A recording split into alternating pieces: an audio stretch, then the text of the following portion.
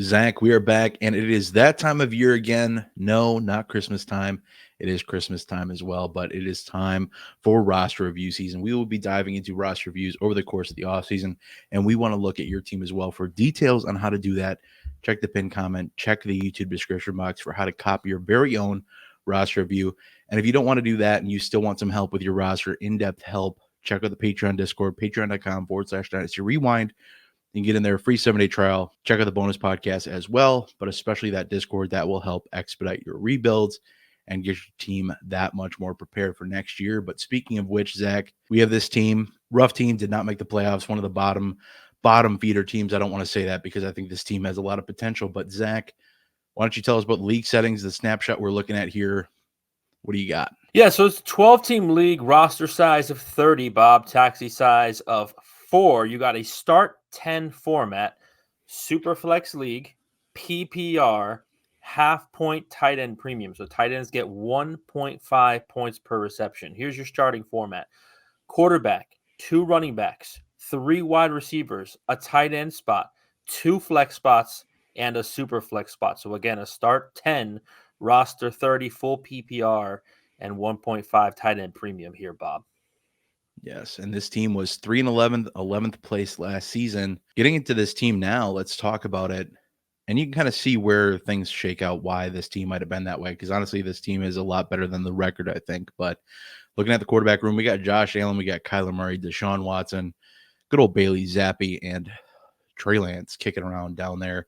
Running backs, we got Breece Hall, Devon Achane, Keaton Mitchell, ripped to that ACL, Dameon Pierce, ripped to just not being good, I guess. Tank Bigsby, Rico Dowdle, Izzy Abanaconda, Isaiah Spiller, Eric Ray. And then looking at the wide receiver room, this is where things get really fun.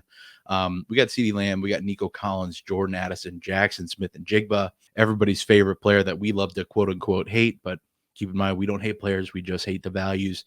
Drake London, Jaden Reed, Quentin Johnston, Jalen Hyatt, Dontavian Wicks, John Mechie, Jalen Tolbert.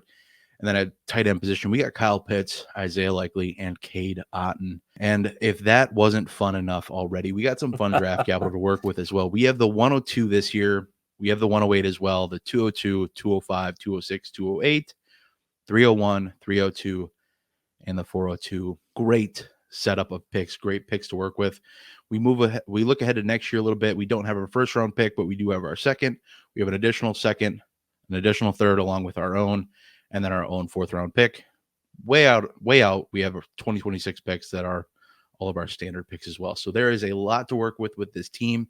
And one thing we see with a lot of roster reviews too that we end up doing is it's not just about the really bad teams that need help. It's sometimes teams that have good assets and just have too many directions that they can turn and just need some help putting them in the right direction. So this is also Sean, one of our patrons. We sent out in the group chat, hey, we're going to do some free roster reviews. This is one of them we ended up doing. So shout out, Sean. Thank you so much for your support for the brand of the channel. Wanted to get his name shouted out in here as well. And I forgot to do that at the top of the show. So with that said, thank you so much, Sean. We are going to talk about the core players of this team. And I think there's a lot to choose from. You were very much more selective than I was, and I think that's okay. I think there's a lot of players that I'd probably be willing to have the discussion about moving. But I do think that there are plenty where, hey, if I didn't move them and wasn't getting anything crazy for them, more than happy to keep them on my roster. So, Zach, I'm going to kick it to you first. Who are some core players? Who are the players you are continuing to build around this team no matter what? What do you got? Yeah, well, I guess it boils down to your definition of core players. Like for me, core players is somebody I'm just not willing to engage on a trade dialogue. Like you're in leagues with me. If it's a player I'm just not entertaining a trade, I give the player a nickname and I put the lock sign. Sure. So people just don't even ask. It's futile. Don't bother. So for me, for this team, I've got about one player at each position, except for tight end. I've got Josh Allen at quarterback, Breece Hall at running back. Then I've got 2 wide receivers, CeeDee Lamb and JSN. The reason why I didn't put more receivers on here, because I know you're going to get to this in just a second, is there needs to be some moves made somehow, some way. Yep. And I love the draft capital on this team. And so, and we're both going to talk about this later, like, because he does say he wants to get more draft capital in 25. Well, you're going to address that, and I'm going to address other moves I'm going to make. But I need to have some players that I'm willing to move, and I'll talk about those players in my potential trades. Yeah. And I think the one thing I always like to do is kind of pivot off areas of strength. And this wide receiver room is so dang good that it's already a pretty solid 5 or 6 deep. And when you're at that point and you have some other stragglers kicking around, you can kind of move some of those quote unquote middle tiered guys to try to get those elite wide receivers like he inquired about trying to get on his roster. And you can try to use them to help the tight end room, use that to help the running back room, use that to help upgrade your quarterback 3. Exactly. Yeah. And it's just one of those things, like you said, you need to move somebody. You can't just hope you're going to get the world for the 206. We love that, but obviously, you're going to have to be willing to move some of these guys, and that's okay. There's some of these guys I think that definitely, are shiny enough objects that you're going to be able to get some nice deals done if you're open to moving these guys 100%. Before I prematurely move along to the next segment, I have to talk about my core players here, and I have a very similar list to you. I do have some additional players as well.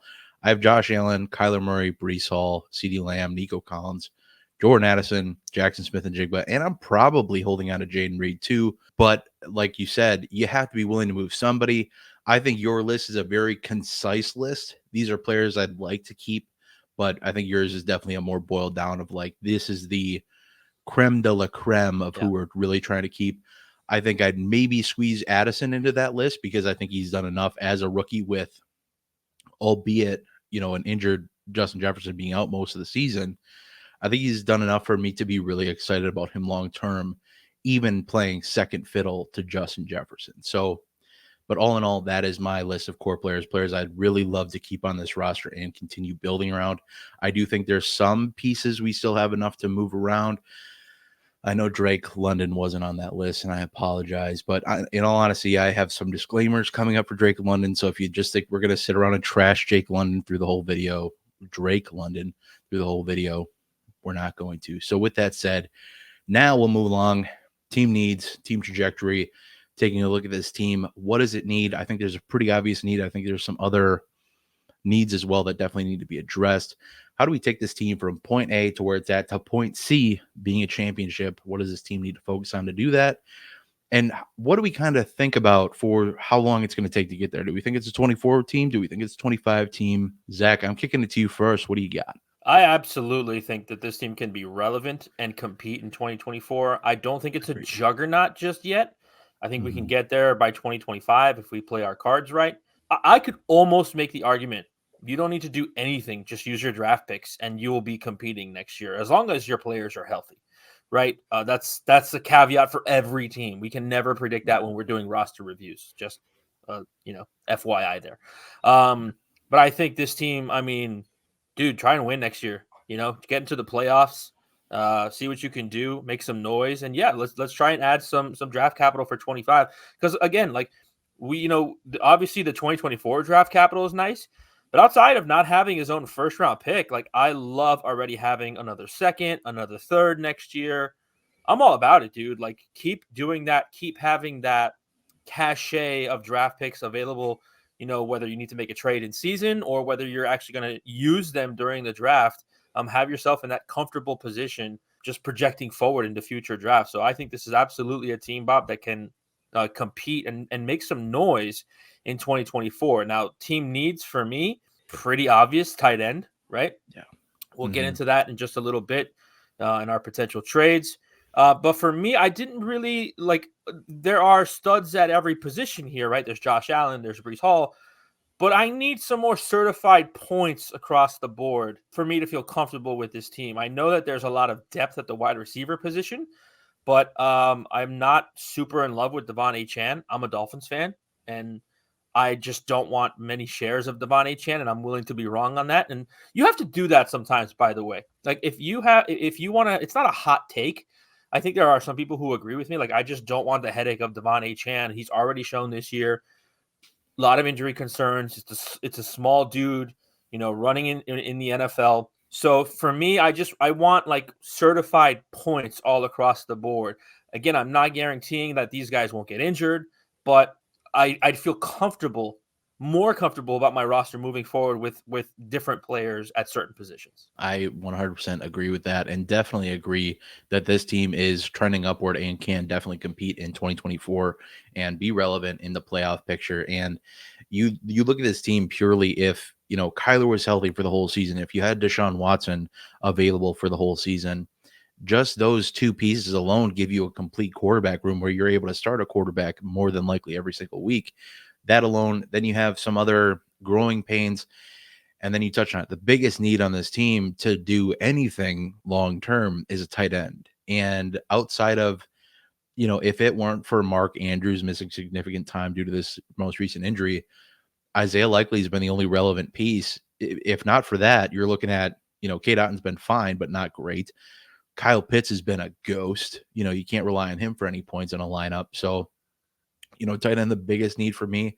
And I do think that this running back room looks a little light. And I do think it's partially because of, if I had another option and Achane was my third running back, I'd feel a lot better about it if I had just somebody in there that I felt more confident to get not only points, but to, stay involved in the game plan, regardless of whatever the game script may be. Achane's been a tricky little glass cannon this year, and I don't see that changing going forward as long as Raheem Mostert can keep himself together, and he's been able to. And that's, and I'm not saying that I even expect any day that Achane's going to get a full complementary workload.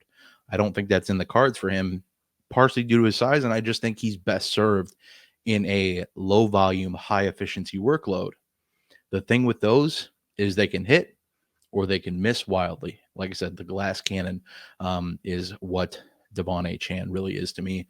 And then a bit of a pseudo need for this team. If we are going to look to be that competitive team next year, I think we do need to start looking for ways to build up our war chest, our ammo in the war chest. And, if we're looking to be competitive, we need to use or find ways to add draft capital. We already have some that can be used to fill lineup gaps, pivot off of injuries, whatever the case may be. We have a couple seconds, a couple thirds, and a fourth.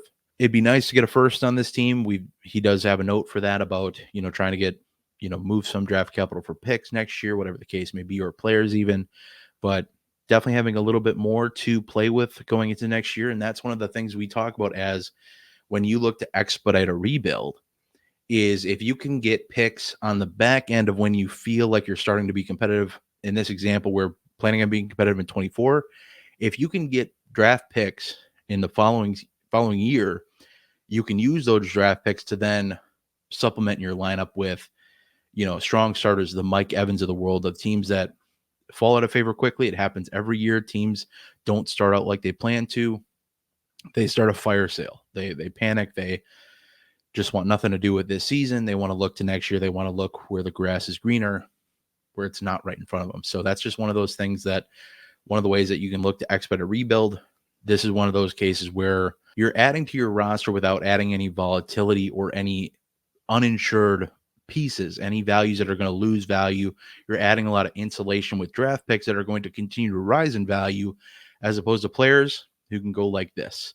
And when you have players that can go like this, and you can't sell when the getting's good up here and buy low when the getting's better, I guess, for value down here, whatever the case is, it's one of those things. Having those draft picks in your back pocket can really help put things together and help you weather the storm. If there's one thing we were reminded of harshly this year, it's that it's not the sexy roster you have in August. It's the pieces you have kicking around that can help you work through the muck through the regular season, because there's going to be injuries every year. There's going to be, players, running backs that come out of nowhere. There's going to be quarterbacks that come out of nowhere.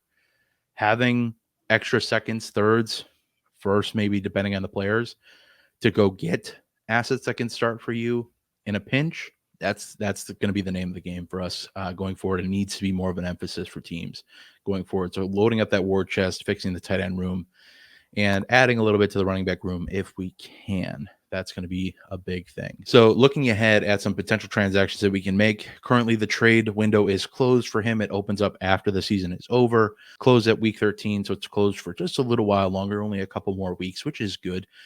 Fine. If there's going to be a trade deadline, make it a short window, not any of this long window nonsense. That's all I'll say about trade deadlines today. I apologize for not liking trade deadlines. Not really. But either which way, Sean has a note for us. Would like to get 1 or 2 top wide receivers, like a Tyreek Hill or an A.J. Brown, but I don't really want to move off the 102. He would like to draft Marvin Harrison Jr. with that.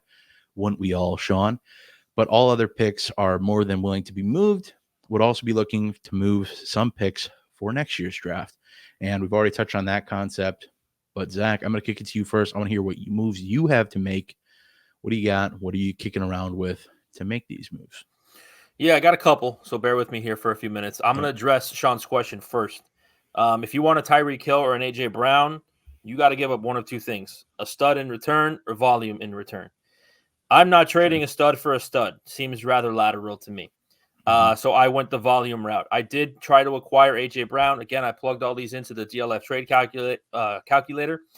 A.J. Brown, 792 points on the DLF trade calculator. I offered Drake London, the 108 and the 208. How dare you? For A.J. Brown. I'm not the anti-Drake London guy. I'm just trying to get A.J. Brown here, okay? No, I'm with you. The Drake London 108 and 208 was equivalent to 861 in the trade calculator. You're probably saying it's a little bit more than A.J. Brown. You're going to have to do that when you trade for a stud. You have to overpay when you trade for a stud. So I think Drake London, a first and a second, might feel a little hefty, but it gets you that stud wide receiver. It also gets you off of a Falcon. We all want to do that, right? We don't love Falcons, and you got 2 of them here. So I'll start with that trade. I'm moving off Devon Achane. I already talked about that earlier.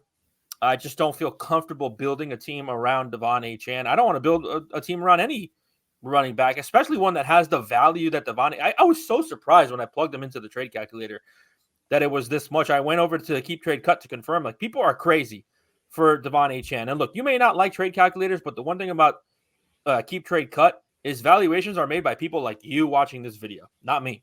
Yep. Okay? People are voting and they're putting in their rankings. Devon Achane's value right now, 544 on the DLF trade calculator. I can get TJ Hawkinson for that. I can get Sam Laporta for that. I can get Chris Olave for that if you pay up a little bit more for Chris Olave. I'd love to make one of those moves. Any one of those 3 guys. If I can trade Devon Achane for any one of those 3 guys, I'm cool. You're probably saying to yourself, Sean, what do I do at running back position? Well, one running back I would like to acquire, to hell with Nate.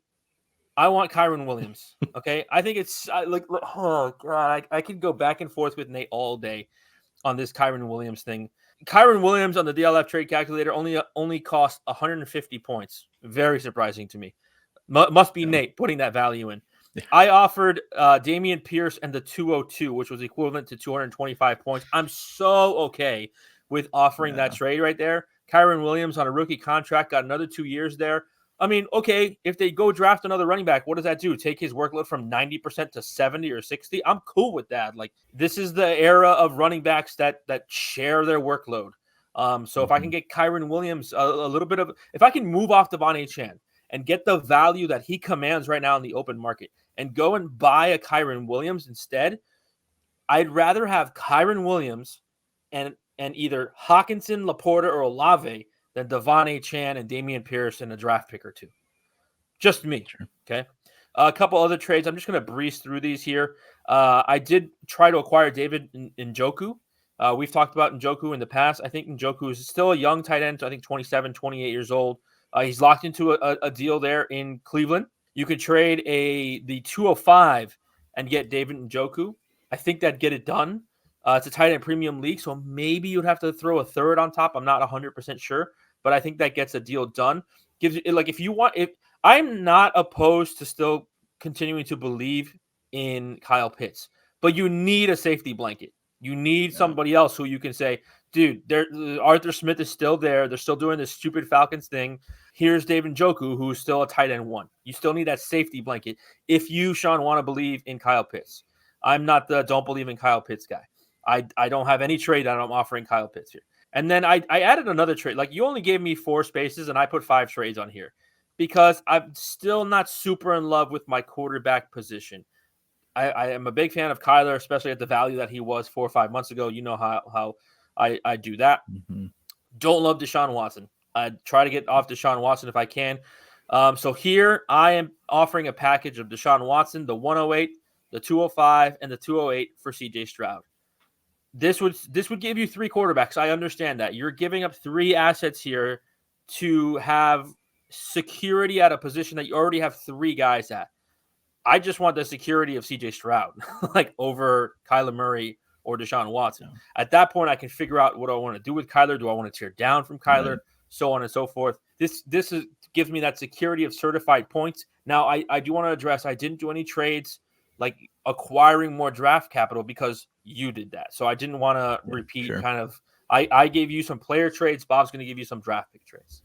Yeah. And I want to touch on a couple of years real quick. I love the concept of moving off of Watson.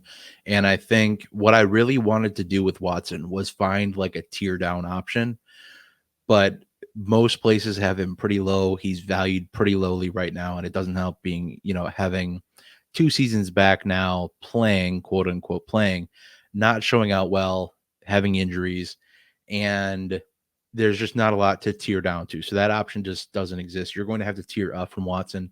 And I think this is a good example. And I think that tying in the concept of then having the flexibility to tier off of Kyler Murray, there's some decent quarterbacks behind Kyler Murray that you can tier down to and bring value away from. Another tier down pivot or just another option to go over that might help you get Kyron Williams more than I think moving Pierce on a 202 would, just because I think Pierce is just so deflated right now, and you just need somebody in love. You just need somebody in love with 202 at that point, which I'm not going to say is outlandish, especially once you hit the offseason.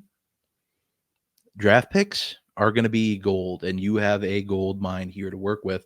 But I think a good option would be trying to move Devon Achane for Kyron Williams plus. I think you can try to pull something like that, even though Kyron has been so productive, more consistently at this point, outside of obviously missing time. Achane missed time too. Achane has that monster week that everybody still remembers. And I still think he'll have more monster weeks, and maybe not as monster of weeks, but more monster weeks ahead of him. But I think that might be a better way, because then you flip running back, you get something on top of Kyron. I'm not sure if it's a second. I'm not sure if I doubt it's a first. I think that's probably a lot to ask for, even though the value would suggest with what's being pooped out here by the calculator. And that's not the poo-poo on calculators. I'm just saying there's a rather large gap between the two. So I think one you could do if you found the right owner is you could trade Devon Achane for Kyron Williams in a 25 first. I think that's possible. I think that's doable if you have somebody who feels very confident in their push next year and maybe just aren't as sold on Kyron as they would be Achane. I think you might need the right manager, but that's just one of those deals that you can kind of work off of and try to, kick around the league and see what happens. Otherwise, I like these trades a good bit. I love the London tier up. I know, and I have a London trade too. I want to get to my disclaimer.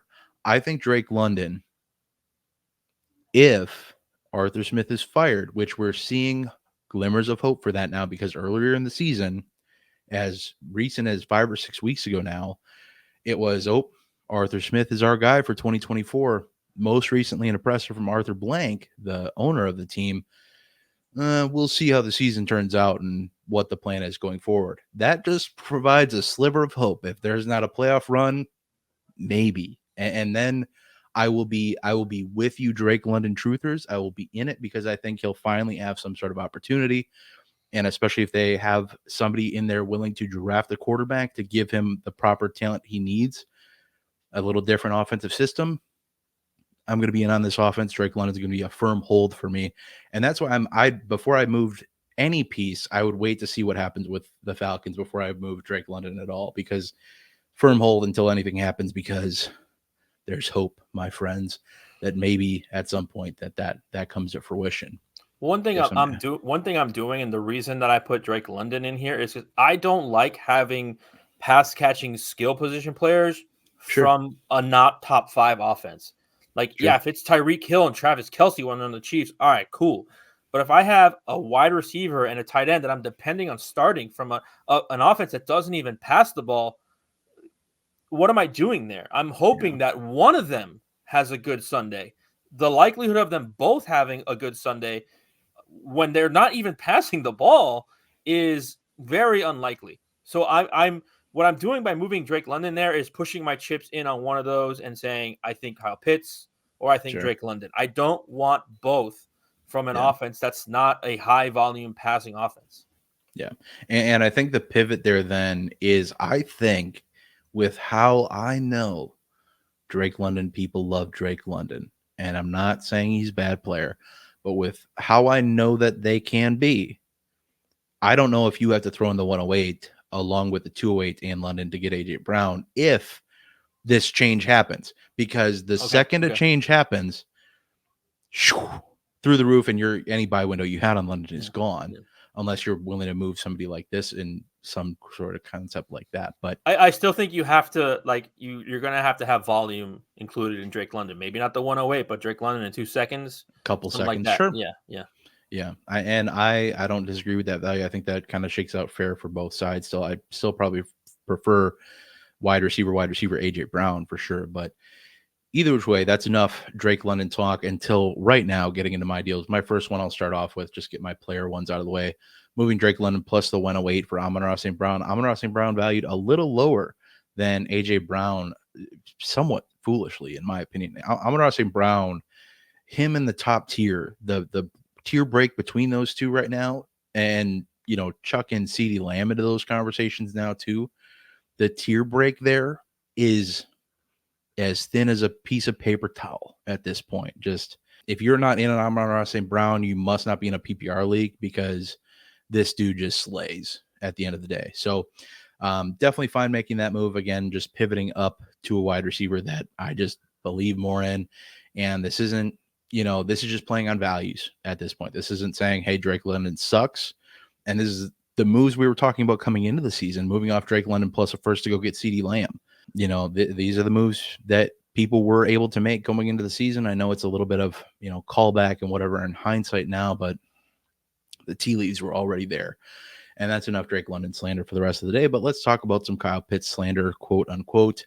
I'm looking to move off Kyle Pitts. And this is again with the caveat of I'm waiting to see what happens with Atlanta. There's a lot hinging on that with how this team can proceed. And I think it's just smart to wait at this point, because you need some hope will help trades get done. Will help lubricate some trades, as gross as that felt to just say. But moving Kyle Pitts plus Quentin Johnson plus the 205, I'm swinging for the fences, Zach. None of this David Njoku nonsense, although he's been very good as of late. I'll give you that. I'm going to go ahead and go after Sam Laporta. And I'm not sure that deal gets done without news happening that, hey, Arthur Smith is out. We have somebody else coming in. I think Kyle Pitts still has enough name value if that happens, or if it doesn't, that you have the volume, you have the name recognition and the upside. In Quentin Johnson too, there's plenty of people that are still in on him for God knows what reason after being terrible this season outside of a game or two. So those are the 2 player moves I'm looking to make. I hate adding these 2 pass catchers from the same team, but it's just one of those things where that's an offense I'm okay having multiple pieces of, because I do think they're a pretty dang good fantasy offense, to say the least, and I don't think those 2 are going anywhere anytime soon. Getting into some draft pick trades here and ways to kind of upgrade your draft picks, and you can do this rinse and repeat as many times as you want with these draft picks. I think it gets a little harder as you get later on in the draft, but something we've talked about quite frequently when we talk about draft pick trading in the offseason, especially when you're in the draft on the draft board, moving picks that are the 0-2 of the round, especially not the first round, obviously, but the 202, 201, 301, 302, early picks and rounds for next year's earlier round. So in this example, I got the 301, moving that for a 25 second. Give me any second. It can be the best team in the league, probably going to be the 212 next year. Still an upgrade at that point. And I'm happy doing that 1-for-1.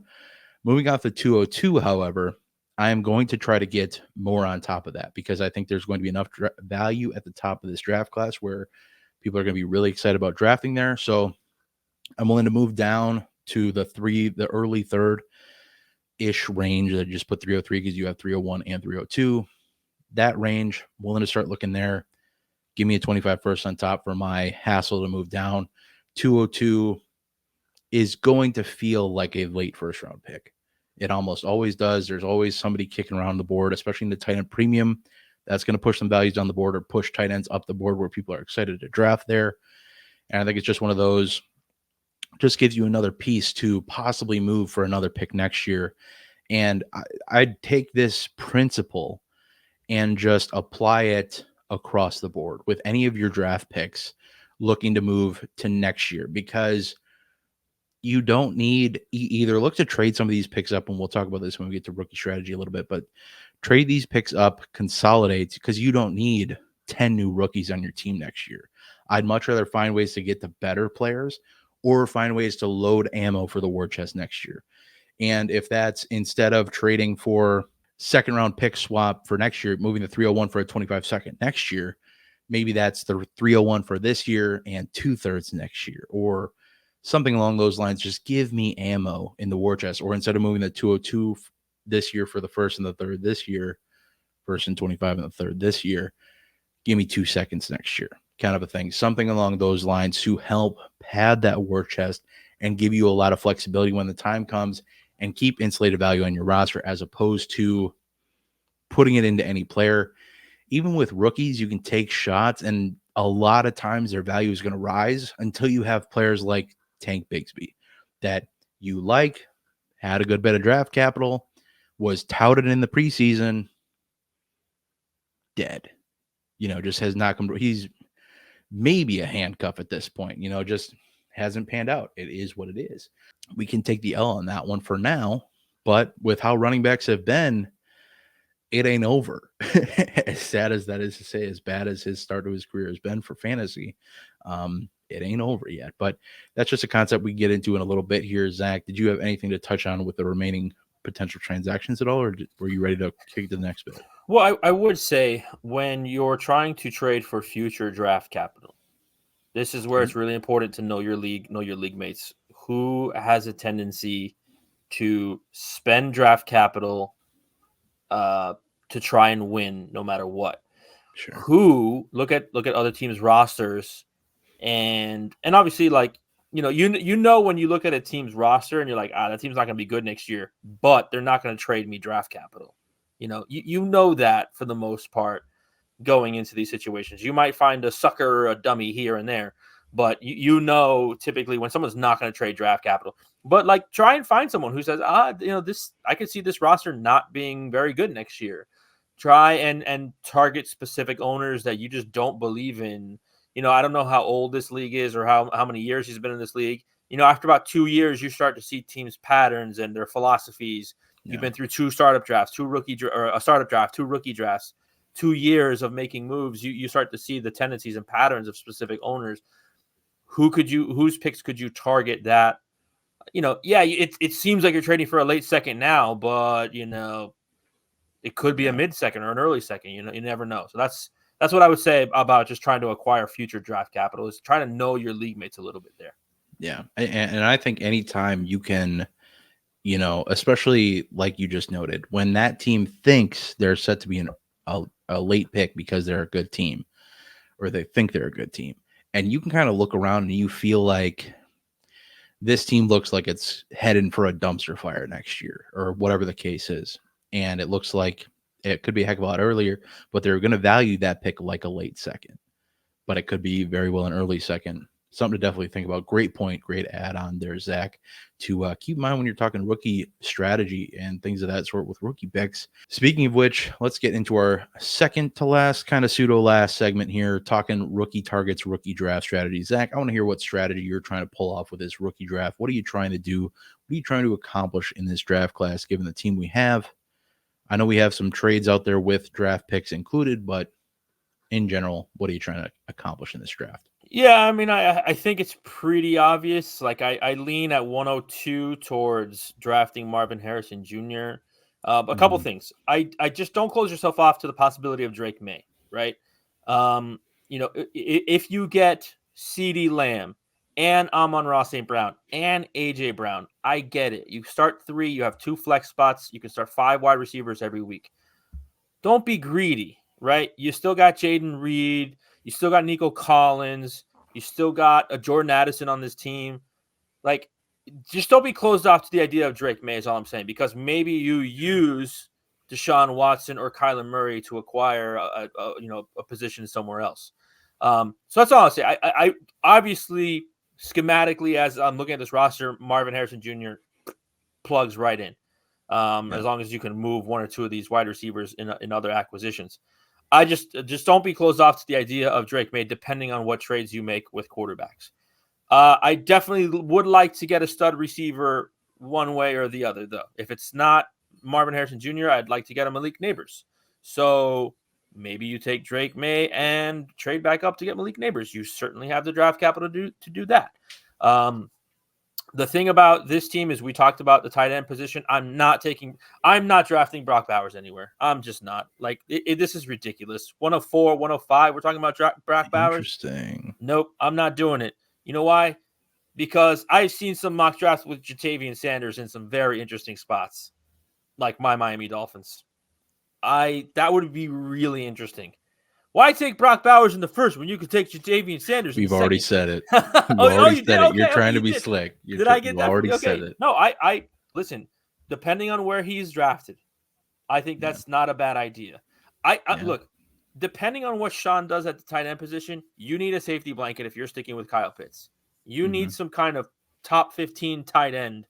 And I'm not saying Jatavian Sanders comes right in and blows the doors off, but if he lands in a position like Miami where they have a giant need for a tight end, that's very interesting to me. I'm adding running backs in the second and third round though. He's got 4 picks in the second, 2 or 3 picks in the third.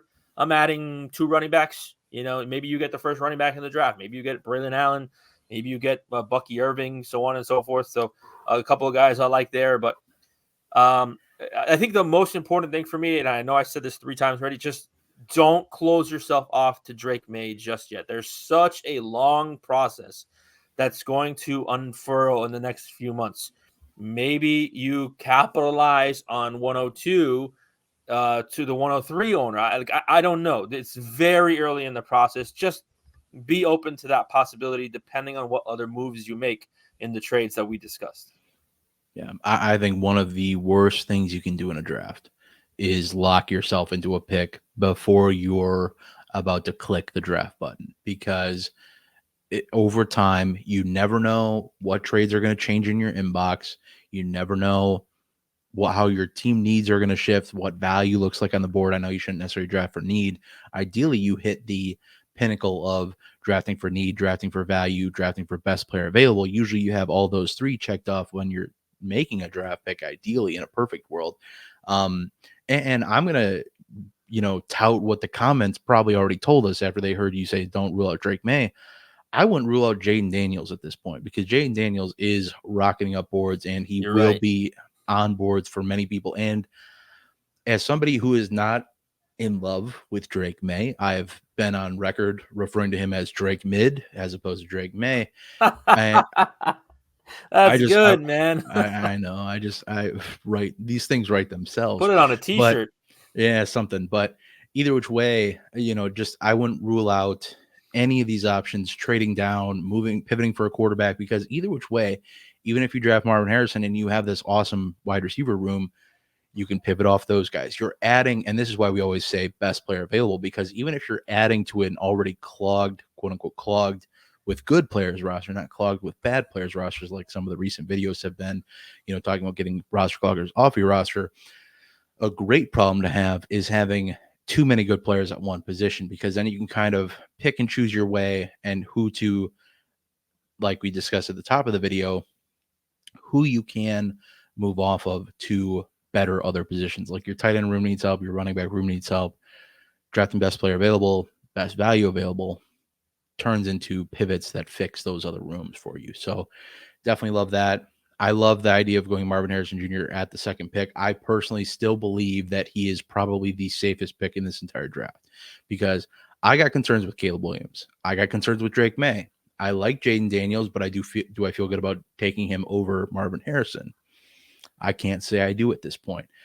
I think that Marvin Harrison is probably going to be in suggestions at 101 or topics of conversation, even in Superflex at being 101. I wouldn't be surprised to see Brock Bowers go 101 in a full point tight end premium league. I know this is a half point. I'm just saying, I wouldn't be surprised to see him go at the top of boards that high. Do I think it's right? No, I would never advise that, but I've been in some crazy draft rooms before, and I've seen some players. I've seen Christian Watson go 101. I've seen Sky Moore go top 5 in a Superflex league. I've seen some wild stuff. Just not going to rule it out, especially with at least a really good player at that point. I can't, hate it too much, but still, again, don't lock yourself in. Keep yourself open-minded. I'm looking to, like you said, Zach, soak up some running back value in the second round because it's going to be there. As I've said with this draft, everybody is poo-pooing on the running back position right now, and either one of two things is going to happen. Either the running backs will rise to the occasion and rise up boards into the later first round.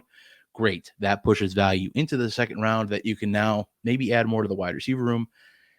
But I lean towards the second option where running backs probably stay where they are. They probably stay a very, very late first round pick, 111, 112 range. And then they kind of trickle through the second along with the good wide receiver depth that still exists in this class. And you get to pick up running back values at better values than you've ever had because they cost almost nothing at this point. They're almost all upside. I know second round picks are fun and exciting, but realistically speaking, you have a high chance to flip value on these picks or just, make out like bandits on value and, have somebody you can plug in your lineup. And God knows this roster needs some running back help, outside of Brees Hall and Achan, who we both kind of highlighted moving, it's rough. It's rough shop for running backs, to say the least. But with all of that said, with Sean's team in the books, the rookie draft, the strategy, the potential transactions trajectory, all of these things we do with every single roster review. We take an in-depth look at your roster, see where the needs are, see where we can help fix those needs, and how to proceed with the roster to maybe get you ready for next year. Maybe you need an additional year. But these are all the things we do to take a look at rosters and help you guys out. Like I said, if you are interested in having me, Zach, Mike, Nate, any of us take a look at your rosters, check the pinned comment, first comment under the video, or you can check the YouTube description box as well. And if you don't necessarily want to get a roster review, but you still want help from the group as much as you can, check out the patreon.com/Dynasty Rewind Discord server. Get in there. We will help you out in there as well. Looking at more incremental moves, daily advice, kind of things like that, as opposed to an in-depth look at your specific roster. But either which way, both things are great avenues for help.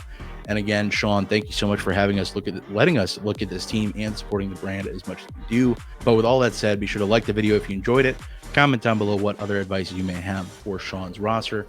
Let us know if you want a roster review and what other things you'd like to see added maybe to roster reviews and discussions of that sort. But with all that said, me and Zach are going to get the heck on out of here. But until the next time, we will see you in the next one. But until then, I hope that y'all have a good one.